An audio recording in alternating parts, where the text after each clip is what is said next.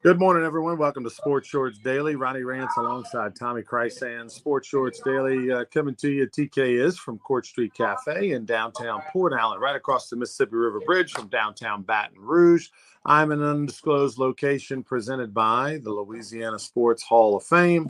And, of course, our title sponsor is for everything Sports Shorts is LaBerge Casino. Stop by LaBerge Casino this week. You can place your bets. There is no better place. This is what sports books are all about, March Madness. You go there, you play hooky from work, you post up inside the sports book at LaBerge, eat, drink, and be merry. You got the windows right there, you got the blackjack tables, and you can watch basketball all week long. Going to be awesome. Today on Sports Shorts, we've got LSU baseball to talk about. Tigers had their first weekend series on the road at Mississippi State. LSU softball finally lost a game, first time this year. They're 1-1 in their series, rubber match today. First loss of the season for LSU softball, the longest winning streak in America this year. LSU men's basketball got some good news. They're going to the NIT. That's a big step forward for a team that only won 2 games a year ago in SEC play. They went 9-9 this year, made the NIT. LSU women, probably a little bit of a surprise that they were only a 3 seed, not a 2 seed. A lot of expectations and hopes that they would be a 2 seed, but they are a 3 seed at home against Rice on Friday. We'll talk about that bracket and matchup. Scotty Scheffler wins the big tournament over the weekend, the Players' Championship, pockets a cool $4.5 million, back-to-back winner of that event. What else? So NCAA tournament, we'll talk about the brackets and all that. And I know later in the week we'll have our predictions and all that. But for right now, we'll focus a little bit on this past weekend. We'll start off with LSU baseball. The Tigers on the road. But before we get to the Tigers, I want to mention the Savannah Bananas, Tommy. Thursday, Friday, Saturday, the Savannah Bananas took over Alex Box Stadium, invaded Baton Rouge. It was the toughest ticket around. For those that kind of, were on the fence about the Savannah Bananas, maybe they'd never been, maybe they thought it was more of a kid's thing. Every single person who went, rave reviews. We took the Rougarou, a lot of our sponsors, Louisiana Sports Hall of Fame backers, to the game on Thursday. Unbelievable atmosphere. It was just magical, man. The Savannah Bananas should also, how like La Quinta is a Spanish word for next to Denny's. Savannah Bananas is a Spanish word for free money. Just printing money. Like everything they touch turns to gold. It's amazing. They've been around for a few years, but really in the last 2 years or so, they just trended way on up. And it's amazing, the story. And baseballism, which has been around for a long time, partnered with them. They have a lot of quotes and baseball gear and stuff with their logo on it. They partnered up about a year ago, and whoever owns the Savannah Bananas, I don't know if he's tied Graves yet, but he's getting there. It's an amazing story. It's entertainment, okay? That's what it's all about, entertainment. And the fact that they could sell out in Baton Rouge 3 straight nights, okay? It's not like one night. And like you said, hardest ticket. You can always find an LSU football ticket, especially if you're willing to put up a little money. LSU baseball, you can get tickets, but Savannah Bananas, and I'm like you, Ronnie, the people that I spoke to that went were just totally impressed, amazed, enjoyed it.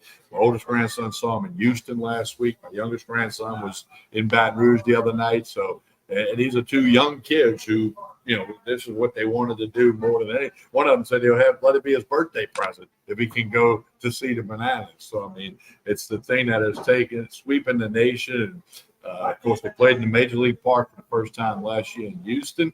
Can't be in every Major League Park. We talked about that, but what a story. It's entertainment, it's marketing, it's promoting, and it's fun to see. Tommy, let me throw out some numbers for you real quick. The Savannah Bananas played 3 games in Minute Maid Ballpark last weekend, not this past weekend, the weekend before. They did 41,000 people all 3 games. Each game, 41,000. My Menard High math says that's 123,000 people. Okay.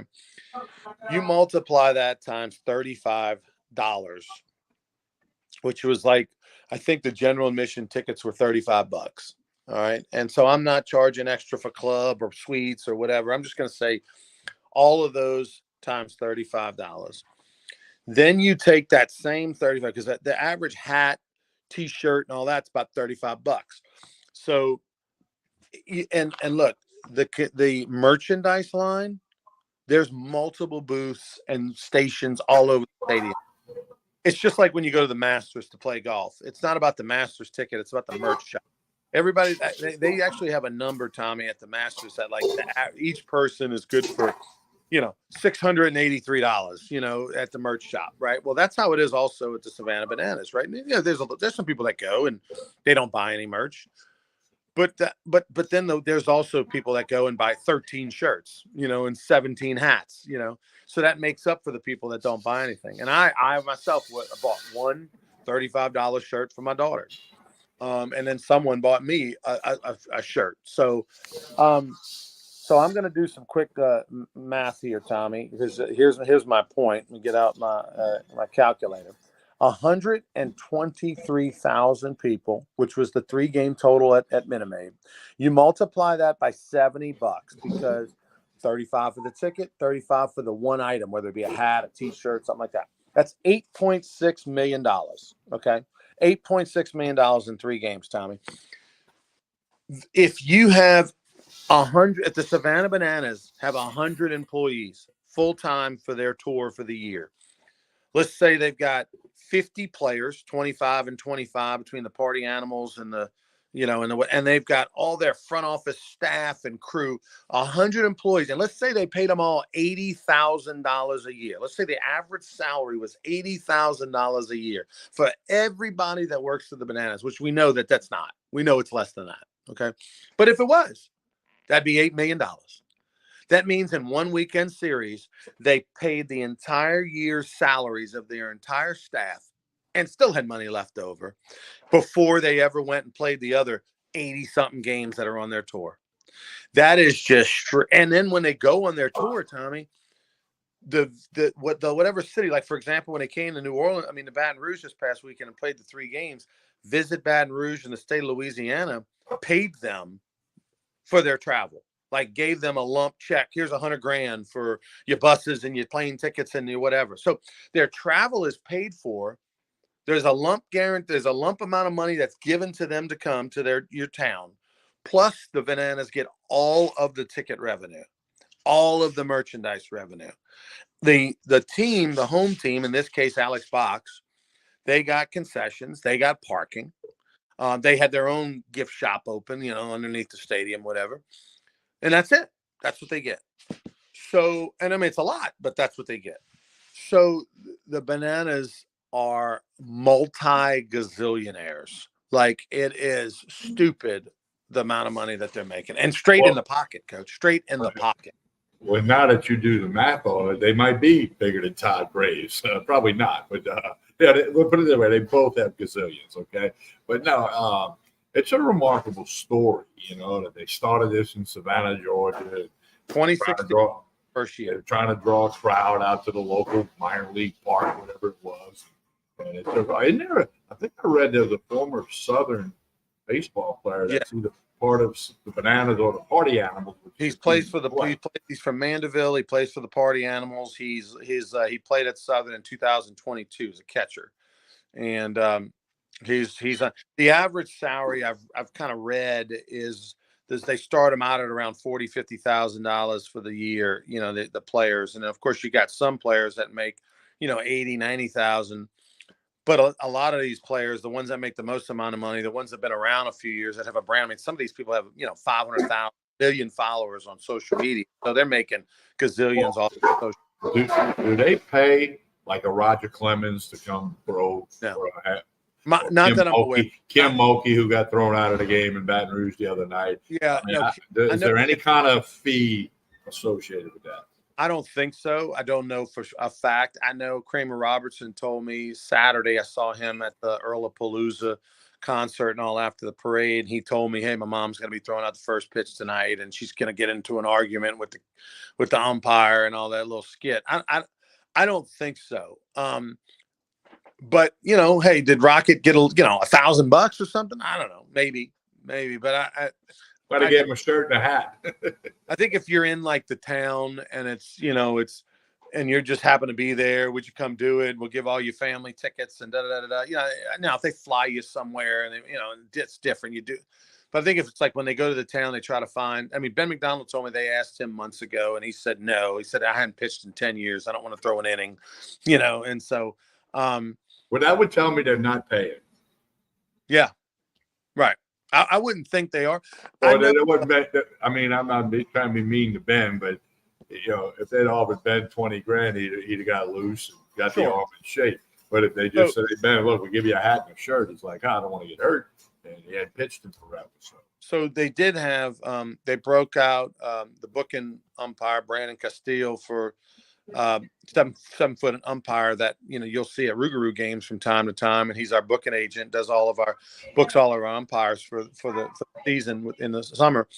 He lives down the road around Crawley, Jennings, somewhere around that way, and he did all 3 games. He umpired all 3 games. He was part of the crew this past weekend, and and he did a great job. And he was dancing with them and all that kind of stuff. And he said they talked to him about, hey, look, if we're back down in this area, we're in Texas or whatever, like something that's drivable nearby in the South, would you be willing to do it? And he said, yeah. And of course, they'll pay his travel. But how much money do you think he got per game? I'm gonna go with $100 a game. Okay, well, he gets $100 a game to do the Rougarou games. That's what we pay in the TCL, $150. Okay, but but he should get, because he's the only 7-foot umpire in the world. So, and I think he's a good umpire. He's a good guy. I've had lots of business with him out at Rougarou games before the game, whatever. And he coaches youth baseball. I mean, he's a baseball guy. So I'm surprised. If I was the Bananas, I would consider taking him on the road permanently, because he's a kind of a circus character in the sense that he's 7 foot. He's a legit umpire. He's got a fun personality. He's willing to make fun of himself and dance and do all the things. And you've already got a pitcher on stilts. You've already got Lathan, the umpire kid, that they roll out occasionally from time to time to make appearances. They did the world's tallest, shortest umpire gig. I wonder where they got that idea from. From the Rougarou. Exactly. So I would love to see him, man. We get a full-time gig, but the bottom line is that it was a great event. Every single person who went this past weekend at Alex Box Stadium, there was not one negative. I never heard anybody say, it was okay. It wasn't as good as I thought it would be. No, everyone was blown away by it. So, everything has a window that closes, right? I mean, they started in 2016. The last 2-3 years, they've really taken off big time. I mean, 5 years from now, are they still around? I mean, do they come back to Baton Rouge in 2026 and sell out 3 nights? I would think yes. Baton Rouge is a great baseball town, and it's entertainment. I think, Tommy, the answer is absolutely they're here to stay. Look at the Harlem Globetrotters. They've been around for probably 100 years. Now, they're not as popular as they once were, and they're barely hanging on to stay relevant. But can the Savannah Bananas be relevant for decades? Absolutely. What I'm curious to see, because I saw their show in August of 22, I saw their show now in March of 24. I'd go see their show next week. And especially if they don't overkill it, and they won't, right? I mean, now, will they start to do, now the Harlem Globetrotters, it's easier to do with basketball because you don't need as many numbers. But the Harlem Globetrotters had like 3 teams or 4 teams around the globe, stationed around the globe, touring in Europe and West Coast of the United States, East Coast of the United States. Will the Savannah Bananas get to that point where they have, a Savannah Bananas in Asia or something that's doing the show and on the road? Or are they just going to keep it to one and then have that premium, and if they come to Baton Rouge, every other year or something, I mean, that might even be too much, in the sense that like everybody wants them. Like they sell out everywhere. It doesn't matter how big the stadium is. They're now starting to play major league stadiums. They're going to do 7 of those this year. They said 2 years ago they would never do major league stadiums because they didn't know how the show would translate to those bigger venues from a standpoint of it's so interactive and there's so many things they do. Obviously, it translated super well. My guess is that, those little minor league ballparks, those little 5,000, 6,000, 7,000 seat stadiums, which Alex Box isn't too far from, it's only 10, 11, might get left in the cold, Tommy. I mean, if they can go do major league stadiums and they can go, why would they ever go back? I mean, just when the Yankees are on the road, you go in there. When Boston's on the road, you go in there. They can do so much more money in 3 days than they can. They take some, 8 shows in the minor league. So I think they're here to stay. I think their show is amazing. And a lot of their elements I saw 2 years ago was exactly the same. Didn't matter. Still great. Well, I think I read that about 140,000 people, including me, submitted the email to get into the lottery to win banana tickets. I mean, I submitted it. My daughter submitted. I mean, a lot of other people I know did, and I know and you only got 30-something thousand people that got them, or roughly 30,000 out of 140. So I almost would think they could sell out. 2 weeks from now, LSU goes to Arkansas to play baseball. I think they could sell out the box again. Totally. 2 weeks from now, especially the old strike while the iron's hot. They can sell out anywhere, anyhow. They just need to close their eyes and pick a dot on a map. It doesn't make a difference. It ain't about LSU. It ain't about anything. It's about the Bananas can go anywhere and sell out. All right, talk about LSU baseball. They went on the road to Mississippi State. It was a disastrous weekend for the Tigers. Their pitching staff, which had been unbelievable. You had 2 starters at home and engage on Friday and Saturday that hadn't given up an earned run all season, with a combined 38 innings between the 2 of them. The staff ERA for LSU this weekend was 10.5, a 10.5 earned run average. You ain't beating anybody with a 10.5 earned run average this weekend. And then on top of that, opponents hit 360 against LSU. It was atrocious, horrible. But let me say this: LSU should get on their knees and send thanks to the heavens that they got one.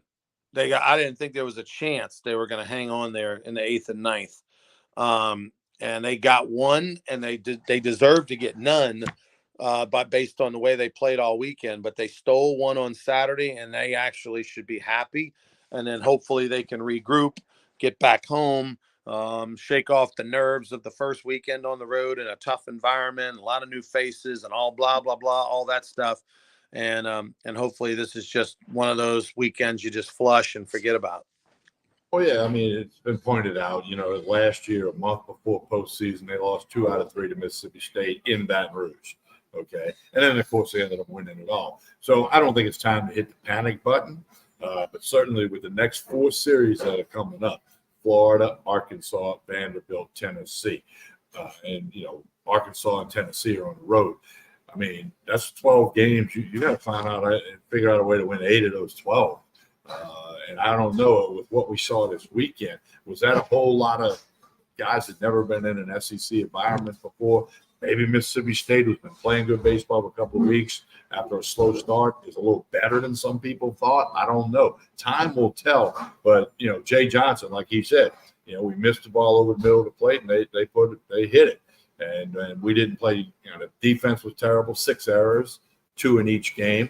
Other than Tommy White, nobody. Braswell hitting's coming around a little bit, but it was just some sloppy errors in the outfield, some throwing errors. I mean, it just was tough. Tough weekend for LSU. I'm like you. They're damn lucky they got one win. And I thought that as the state was coming back on Saturday, I'm like, they're going to blow this thing, especially being on the road. Somehow, Ackenhausen that played a key role in that. So, and White with a couple of nice defensive plays. But hey, I wouldn't say it's time to hit the panic button, but you definitely got to go back to work, as Jay Johnson said. You got a 5-game homestand coming up. Louisiana Tech tomorrow night, 3 against Florida, Friday, Saturday, Sunday, and then Southeastern's Lions come in on the next Tuesday. Now, tomorrow night, Louisiana Tech just swept Northwestern State in Ruston this past weekend, took 3 from them. So they're feeling good about themselves, and they're going to come in and give it their all to try to whip up on LSU tomorrow night. Speaking of other in-state schools, UL Lafayette beat Arkansas State, swept them 3 in a row. Big weekend for Sun Belt to get the party started. That was a team that needed that. Yeah, I'm curious to see the Louisiana Tech. Do they start Anderson? What do they do there with him? I would think they would. Um, so many things to digest from the weekend series. One, the offense is continuing to struggle. Good to see Tommy White do what he did. They are now hitting under 300 as a team for the season. That's notable because last year they hit over 300 for the team, and the fact that usually your average isn't going to go up. Whatever you kind of, your average isn't going to go up in SEC play. It's going to go down. And so I predict they're going to hit 269 as a team in SEC play. We'll continue to watch that. And that's important. Last year they hit 280, by the way, and they averaged 2 homers a game. They're going to hit 269 and probably average 1 a game this year. The pitching, can bounce back. There's no excuse for Holman. He played at Alabama. There's no environment. There's no excuse for that. He was not himself. He didn't look comfortable. I will say Mississippi State, in my opinion, is definitely a top 3 toughest environment in the country to play. It's unlike anywhere else. There's no place else in America that has that outfield lounge. And they have a great history as well with their crowd, and it's different. And LSU's not battle tested on the road. I mean, they played at Minute Maid, but that's a neutral site, and if anything, it was a home game all 3 games. So this is a true road trip, and oftentimes look at Southeastern in the first road trip that they had in state. They were down. They only scored 1 run to the 9th. So I think they'll learn from it, and they won't be as bad as they were this weekend, obviously. But now. I didn't love and look, LSU. There was nothing Jay Johnson could do. They got beaten every way, shape, or form. We told you 10.5 ERA, 360 batting average against. I didn't love on Sunday though the belief and the trust in Thatcher Hurd. After you tie it up at 5 apiece, okay, if you want to sneak him out there to start the 6th, and but the minute he gets a guy on, let's go, let's pull him. I mean, he hasn't earned that trust, especially. I mean, he hadn't this year, so. And to me, you get 5 out of him. You're in a tie ball game. Hey, kick him out. I'm good. You did your job. So I was surprised by that they left him in there to give up the 2 homers and separate some more. And then the same thing with Christian Little. Christian Little gives up a hit, then he strikes out 2.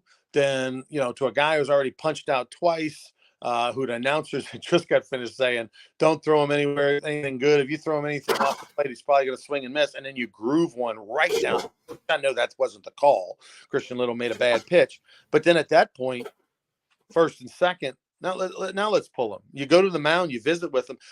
My point, Christian Little to me hasn't done anything in his career at LSU to warrant that trust. Sure, you give him the opportunity, but then the minute he gives up a couple hits in a situation and the guys are on, we got other guys. Let's put somebody else in there because he hasn't proven he has never done it. In an LSU uniform, he's never been in that situation and come through. And it's it's a shame, but there should be a quick. Some of these guys that you've got 20 guys on the team, and unfortunately, there's only a handful of them that right now LSU knows what they're getting. Ackenhausen, Guidry for the most part. Obviously Jump and Holman, and Anderson as a Tuesday starter, you knew what you were getting out of him. But I mean, pitching in relief on the road, Mississippi State, he didn't do well. And that's learning. He hadn't done it. He hasn't been in that situation. But you know what you're getting out of some guys, and then the rest, it's you throw them in there, and the minute they get 2 guys on, you pull them. And I thought they should have done that with Hurd. I thought he should have done that with Little, and by the time he got the Brandini, I get it. It's just, hey, finish the game. Let's leave you in there. Of course, it didn't work out. Yeah. Well, it's all about who's on the mound in college baseball, in any baseball. But in college baseball, it's all about who's on the mound. And forever, there's always been that discussion of when do you take a guy out, when do you leave him in, do you let him get another batter? Well, nobody knows the matchup and the probabilities and the kids more than Jay Johnson and Nate Yeskie. So you kind of want to defer to him. But then, like you said, Ronnie, I mean, we know enough about it. The LSU baseball fans are some of the smartest fans in the country. Yeah, and they know when a guy doesn't have it. They know when it's time to get a guy out. Now, it's not their decision, but they kind of know that stuff. And, that's what's happening here. LSU got 10-run ruled. Remember, this game didn't go 9 innings. 10-run ruled. Have they been 10-run ruled before? Ever? I mean, like, 10-run ruled. Have they ever been 10-run ruled in the SEC? Like, well, they got I beat don't know. 24-4 in the second game of the final series against Florida last Yeah, year. but I'm talking about in an FCC game. I'm going to guess they have been 10-run ruled somewhere. Maybe not since Jay Johnson's been here. Maybe not in an SEC. I'd have to look that up or call Bill Frankhead. Yeah, I mean, 10-run rule. Oof, that's embarrassing. All right, we move on. They get back on the diamond tomorrow against Louisiana Tech. I'll be on the call with Lynn Rollins. You can watch it on ESPN Plus. Looking forward to it. LSU basketball. Tiger fans, you get a chance. You'll be watching NIT action against North Texas at 6:00 on ESPN2, and then you can also flip over on watch LSU baseball at 6:30. Great story. I mean, look, we know that there's a chance that if Ole Miss had elected to take the NIT bid, that maybe LSU would have been on the outside looking out. That's a possibility that was talked about. But Ole Miss passed on an NIT. Remember, LSU passed on an NIT opportunity or something a few years back under Jones. But LSU North Texas at 6:00 at home. I'm excited for LSU to get a home game in the postseason, that they make the NIT. They think this is a good jump for the program. Well, it's good for the program. It's good for the team. We had Coach John Brady on Sports Shorts Radio Saturday, and he talked about that. We both said we thought they would get a bid. They did. And he said, anytime you can do that, go play more games. It's good for the program. It's good for the players. Even if you play the one and you lose, okay, because you're done. It's single elimination. So, but it's just good for the program. It's good for Matt McMahon, good for the players. And the bonus is it's at home. You can go to the PMAC and see them play. Now, I know baseball's going on at the same time, but still, this is the NIT. NIT doesn't quite have the glitter it once had decades ago, but it's still a chance for a program to keep playing basketball.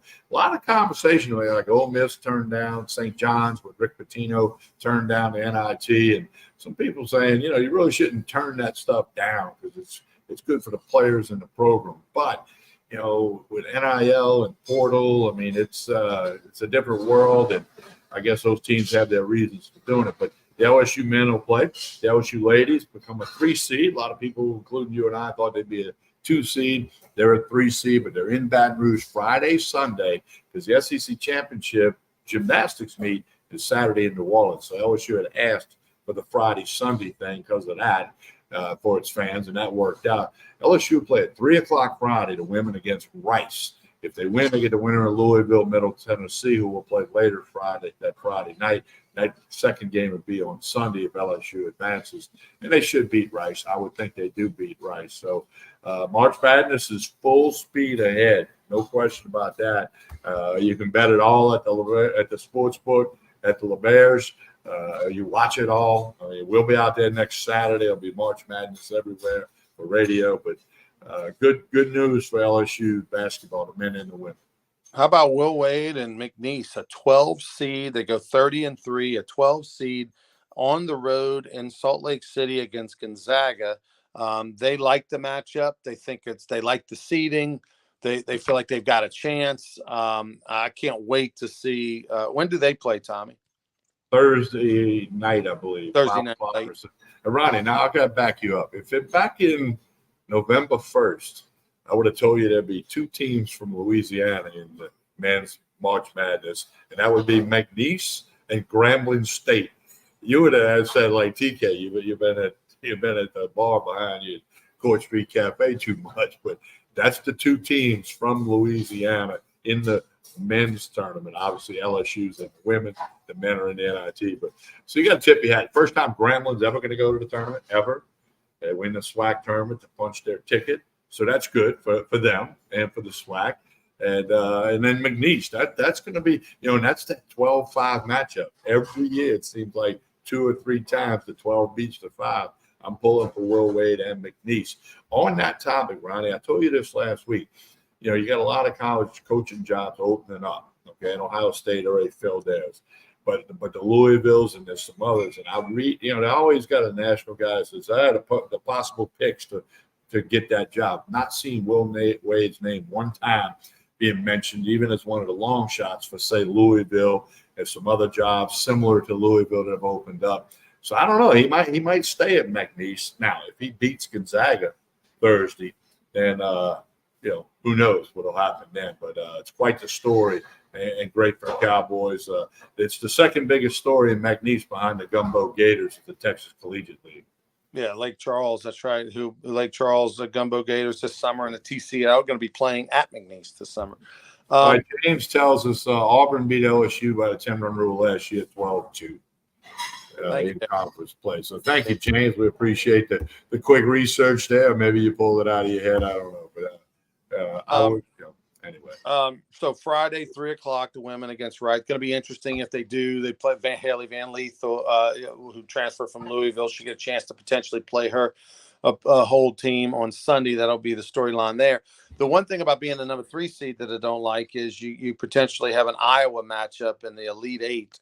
You're not in the Final Four.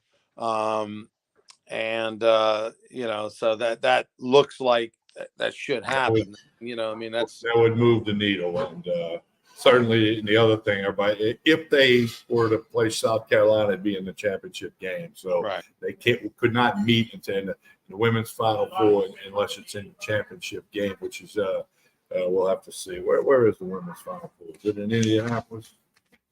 While you're looking it up, I'll just shout out to Scotty. The men are in Arizona. The women are in Cleveland, Ohio. Okay, Cleveland, Ohio for the women, and Phoenix, Arizona for the men. Scotty Scheffler picks up $4.5 million. He shot 4 rounds under 68, and then Sam Burns, by the way, who was poised to maybe finish in the top 10. He went +4 on Sunday, finished 45th, so gets a check, but a little disappointing. Ronnie, I made this announcement on Sports Shorts Radio Saturday, but I'm pulling a Ronnie Rance. I'm stepping into the Ronnie Rance travel world. Next year, I will be at the Players Championship. I've nice. got a good friend, former teammate that lives in Jacksonville, and a bunch of guys that actually watch Sports Shorts daily and listen to Sports Shorts Radio, a bunch of huge sports nuts.